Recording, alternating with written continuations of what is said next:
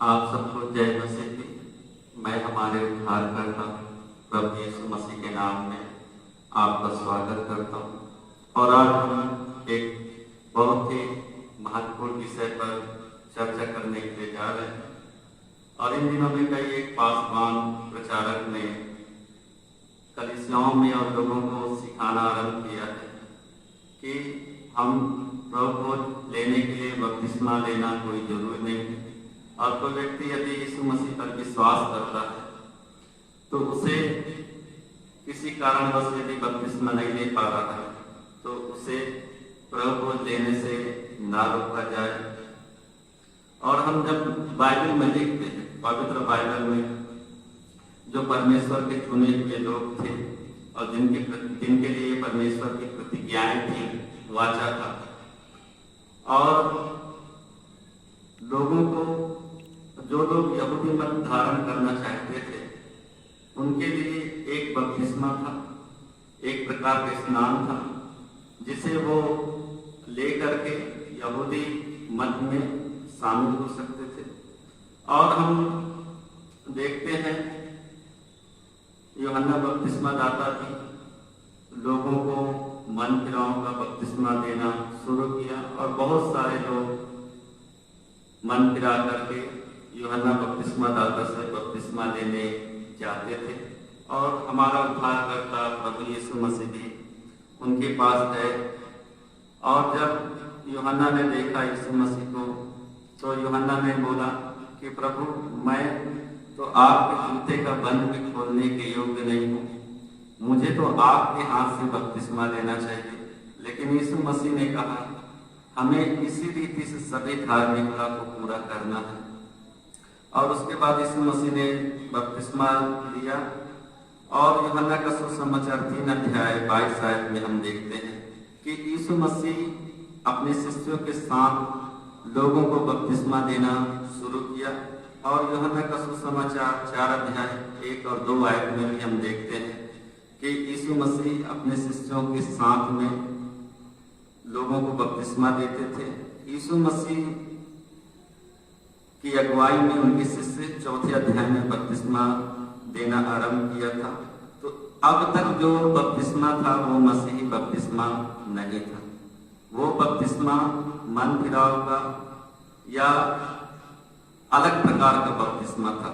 और यीशु मसीह के बलिदान के बाद, उनके जी उठने के बाद, यीशु मसीह स्वर्ग में उठाए जाने से ठीक पहले गलील के पहाड़ पर 11 शिष्यों को दर्शन दिए और उन्हें महान आदेश दिया कि तुम जाओ और सब जाति के लोगों को चेला बनाओ और उन्हें पिता, पुत्र, पवित्र आत्मा के नाम से बपतिस्मा दो। उसके बाद प्रेरितों के काम में 2 अध्याय में हम देखते हैं पेंटेकोस्त के दिन शिष्यों के ऊपर पवित्र आत्मा आया और पतरस अन्य शिष्यों के साथ में खड़े होकर के प्रचार करना, यीशु मसीह के विषय में सिखाना आरंभ किया। और बहुत सारे लोगों के हृदय छिद गए और बहुत सारे लोगों ने विश्वास किया। आप प्रेरित काम 2 अध्याय 41 आयत में हम देखते हैं कि लिखा है, सो जिन्होंने उसका वचन ग्रहण किया उन्होंने बपतिस्मा लिया और उसी दिन 3000 मनुष्यों के लगभग उनमें मिल गए। तो जिन्होंने वचन ग्रहण किया, इसका मतलब है वचन पर विश्वास किया और बपतिस्मा लेकर के कलीसिया में शामिल हो गए। तो हम देखते हैं कि यहाँ पर जो मसीही बपतिस्मा का आरंभ है, वहाँ लोगों ने विश्वास किया, वचन को ग्रहण किया, बपतिस्मा लिया और उसके बाद कलीसिया में शामिल हुए। और वही लोग आगे चल करके प्रभु ले रहे थे। लेकिन इन दिनों में कई एक लोगों ने सिखाना आरंभ किया है कि बपतिस्मा बिना पाया हुआ व्यक्ति भी प्रभु ले सकता है। और उदाहरण यीशु मसीह के साथ में क्रूस में लटकाए हुए डाकू का देते हैं कि वो कौन सा बपतिस्मा लिया था। मैं उनको बताना चाहता हूँ कि उस समय तक जो बपतिस्मा था वो मसीही बपतिस्मा नहीं था। मसीही बपतिस्मा यीशु मसीह के जी उठने के बाद गलील के पहाड़ में दिया हुआ आदेश है और जिसका आरंभ प्रेरित काम 2 अध्याय में हुआ है, वहां से हर एक लोग जो भी विश्वास किया है उन्होंने बपतिस्मा लिया है, उसके बाद ही प्रबोध लिया है।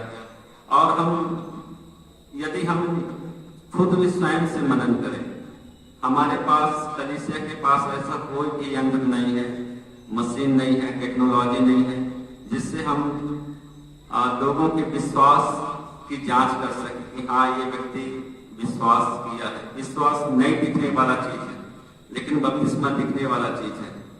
तो अदृश्य विश्वास का दृश्य प्रमाण है बपतिस्मा। जब कोई व्यक्ति विश्वास करके बपतिस्मा लेता है तो घोषणा करता है कि मैंने यीशु मसीह को अपने उद्धारकर्ता के रूप में ग्रहण किया है और यीशु मसीह मेरा उद्धार करता है।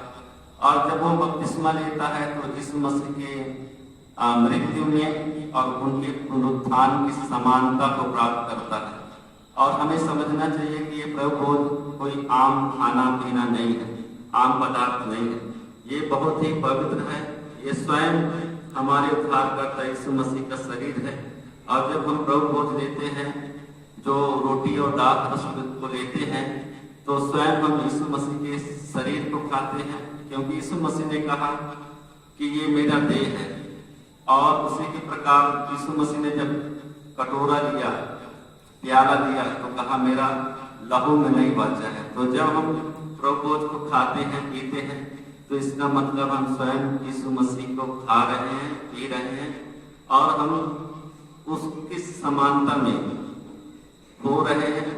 और जब हम पवित्र बपतिस्मा लेते हैं तो इसका मतलब है हमारे पापों की क्षमा हो जाती है और हमें यीशु का लहू शुद्ध करता है और हम पूरी तरीके से योग्य हैं, उस पवित्रता के भागी हैं जिसका मानव जाति को परमेश्वर से संबंध रखने के लिए जरूरी है। और हम पवित्र होकर के प्रभुभोज को ग्रहण करते हैं।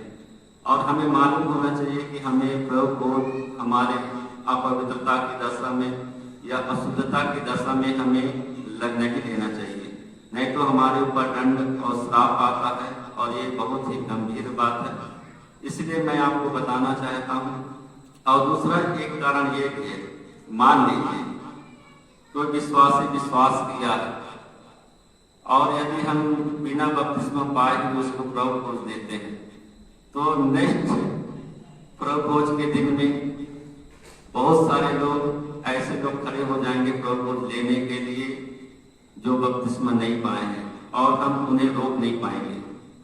तो इसी कारण से और कलीसिया को पाखंडता से बचाने के लिए ये नियम है कि जो व्यक्ति विश्वास करता है अपने विश्वास की घोषणा बपतिस्मा में करता है और उसके बाद वो पवित्र कलीसिया का भाग बनता है। तो मैं आप लोग से कहना चाहता हूँ कि इस प्रकार का गलत शिक्षा देना बंद करें और गलत शिक्षा को सुनना भी बंद करें और प्रभु की पवित्र प्रभुभोज जो स्वयं यीशु मसीह का शरीर है, यीशु मसीह के लहू है, उसकी पवित्रता को हम बनाए रखें और उसकी गंभीरता को हमें समझना चाहिए। मैं आशा करता हूँ कि ये शिक्षा आपको समझ में आया होगा और इससे आप आशीषित हुए होंगे। आप सबको सुनने के लिए धन्यवाद। आप सबको जय मसीह।